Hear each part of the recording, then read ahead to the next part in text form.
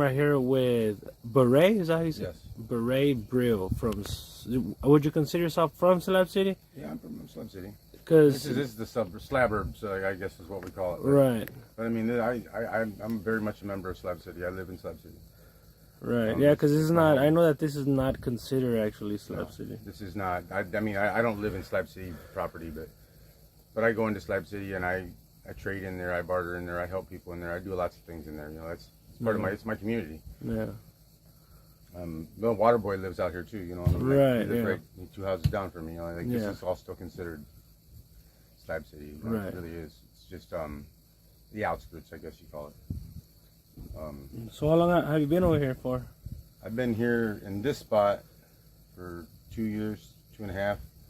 But I've been on the canal here for about 7. I moved because of me and my ex-girlfriend didn't get along, and I just let her take that place down there, and I moved in this place down here. And I started building this one here, and this is just a new spot I've been building on for about 2 years. So did you meet Cuervo? Yeah, Cuervo's the one who kicked this all down to me. I was the first person out on this canal. The only person out here before me was Cuervo. And when he went to Mexico, he kicked this down to me and a couple other friends, and they didn't want to move here because they already had places until I moved here. I remember Cuervo. I would always see him down in Island with horses, two horses. Yeah. He's still a tough old man. I mean, he's getting it. Where's he at right now? I think he's back in Calexico.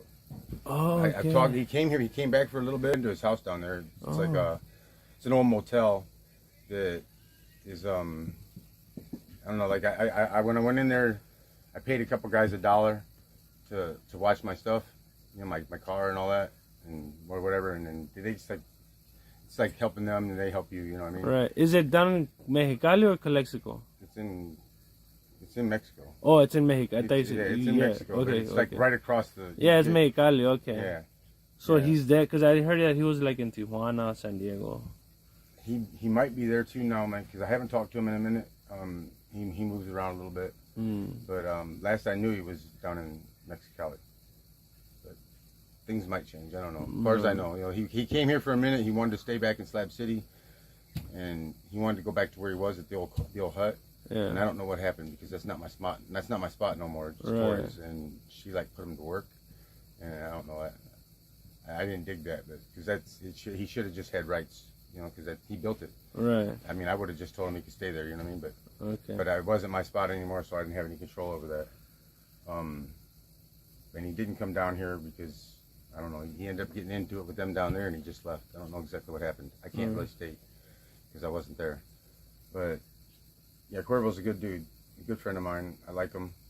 He's for the most part, he's top shelf. You know, he doesn't do anything to hurt nobody. He's a good dude. Yeah. He used to grow pot down there. Oh, okay. Like nice plants. So what was his camp? Because he made a camp here, right? Was it the Goonies? Well, Goonies is what it was before Goonies. Okay. Goonies was my camp, and I let them move into it, and then they started doing shit I didn't like. And I was in the process of throwing them out. Yeah, okay. So, but get down.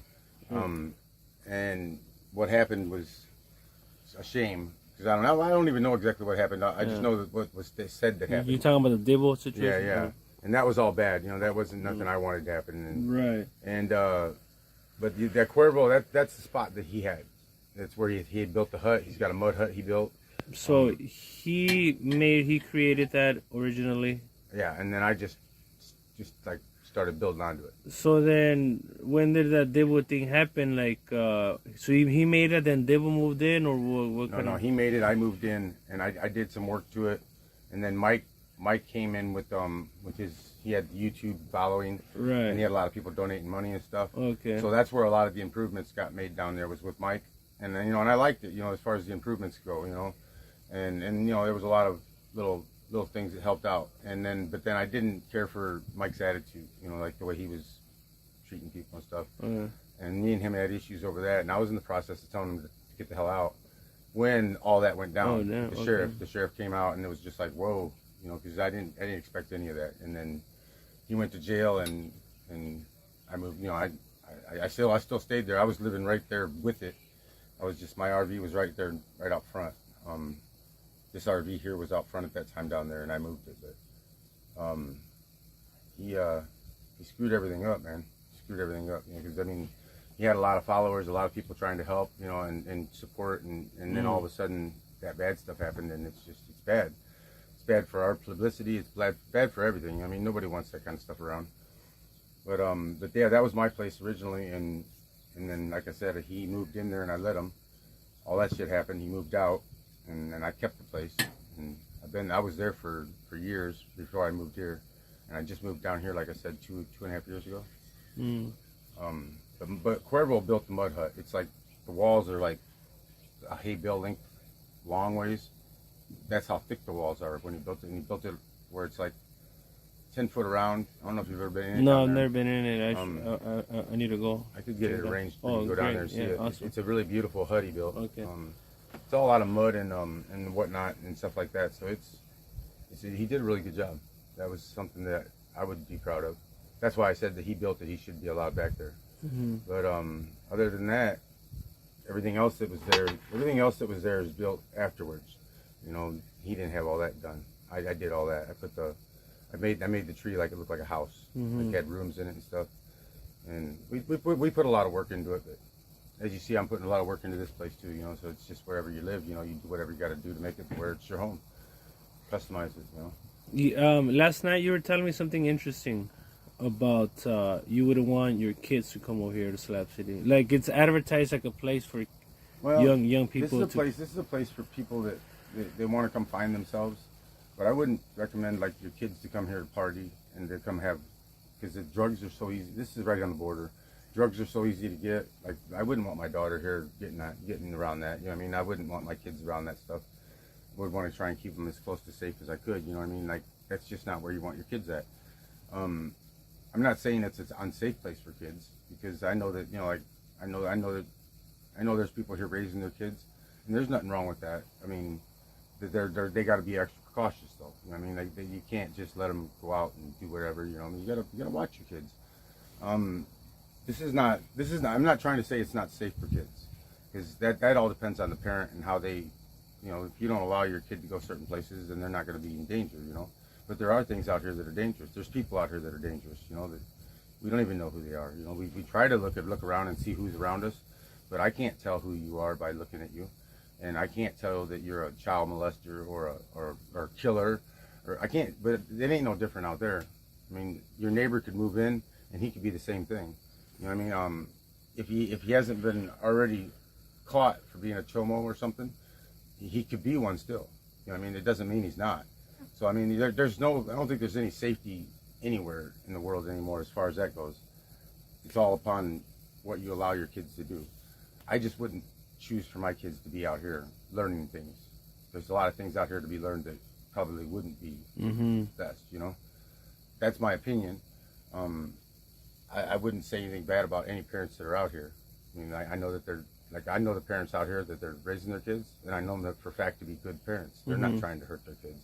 And I'm not saying that they would be hurting their kids. It's just that this is a real tough place, and it's not for everybody. If you was to raise your kids with an understanding of what's going on out here and that there's dangers out here, they could be safe, to where they wouldn't have things going on, but they would definitely have to know where to and not to go. You wouldn't want your kids going to a camp that's known for doing drugs all night long, and then expect them not to be, because if they're hanging around people that do drugs all night long, they're going to do drugs. So that's all on the parent and watching their kids. But as far as this is an overall general place, as far as safety goes, it's not the safest place in the world. It's not where I would want to be bringing my kids to learn things. I would teach them other things. So what do you think about, because you mentioned this earlier at the beginning of the conversation, like publicity, tourism. Do you like that there's tourism going through here? Do you want more? Would you like more? It doesn't really matter to me. I personally ain't big on the tourism. I'm not out there, trying to put myself out there to get the attention. But there's a lot of people here who like it. Yeah. And to be honest with you, the money that comes from it sure isn't hurting people. Right. Exactly. There's no money. There's no money down here. There's not a lot of anything. There's no jobs. You can't go out and find a job in the traditional manner. Like I go out and find work, but it's really, I have to go out and talk to everybody I know and all them people, I might come up with some kind of work out of all of it. But there's a lot of walking and a lot of hanging out and just kind of shooting the shit with people to get to the point where you can find those jobs. It's not just, hey, I need a job, and you just get it. You know what I'm saying? It's a lot more work. There is work out here. You know, you can dig holes, you can do all kinds of things for people, but we're gonna work for it. I mean, I guess that's anywhere, but here I think it's a little harder to make money. There's definitely nothing wrong with people getting paid to show people things. I mean, if that's what people want to see, then by all means, I don't see anything wrong with people getting paid to show them it. I don't personally do it. It's just, I guess I don't, it's not because I think there's anything wrong with it. I just don't personally like to be out there. Yeah, I just ain't all that worried about trying to get attention on me, you know. There's people here that really like the attention. They love it, you know, and there's nothing wrong with that. You know, if you like the attention, get on. So the more tourism, the better for Slab City. Yeah, there's going to be more money. There's no money here, so it's not hurting. So anybody. then there needs to be good, positive publicity. Yeah, but I would prefer that everybody was honest about what's going on out here, Right. and I don't want people to think that, like this stuff where we talked about last time, you know, the lawless, it's not Right. lawless. There's cops that go everywhere, all around here, and then they patrol, and they will put you in jail. The laws are the same here as they are anywhere else in the United States. You know, there's no everything's the same.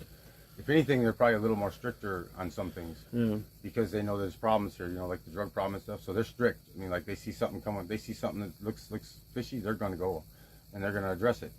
So I mean, it's definitely not lawless. It's not the last free place because it costs you everything. Costs you. I mean, it's just not free. I don't think there's anything free anywhere though. I mean, you might say I don't pay no taxes. I pay taxes every time I go to a store. You know what I mean? There's tax on everything. There's just taxes on everything. I don't pay taxes on the land I'm staying on, because the land I'm staying on is totally barren. You know what I mean? There's no utilities. There's no running water. You know, all that stuff I have to work for it. So I got running water. My toilet flushes and all that, but that's because I did it. You know what I mean? It's not. So you think about it.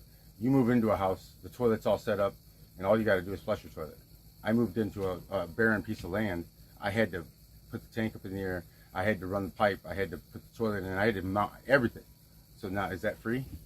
I don't know. No, that's a lot more work, ain't it? So I mean, there's nothing free. That's how I see it. This is expensive. This is a lot of money and a lot of effort that most people wouldn't do. They would say I'm crazy for doing all this. You know what I mean? But I prefer to live like this. That's a personal preference. It's nothing more than that. I could take the same amount of money that I'm putting into this place and go live in San Diego and do just fine. I mean, I could do the same things. I could go to the temp services there or whatever, you know, they have to get jobs, and I could do the same thing and probably have an easier time. You know what I mean? Because there's not much work out here. So everything out here is more work. It's harder, but if you like that kind of lifestyle, then you're going to be fine. But if you don't, then you're not going to be all right. The people who come out here and have the hardest time are people that are thieves. You know, because you can steal from people, but it's only going to be maybe a few times, and people are going to catch on to you, and then you're going to deal with the hardest time of your life out here. You know what I mean? Because we'll hunt you down, we'll make your life hell. Right. So it's not free, and it's not easy, and it's not. I just wouldn't promote anybody to think that. You know, if you want to come out here and work your ass off and do twice as much work and twice as much money as what everybody else in town pays, then you'll be all right. But it's going to cost you.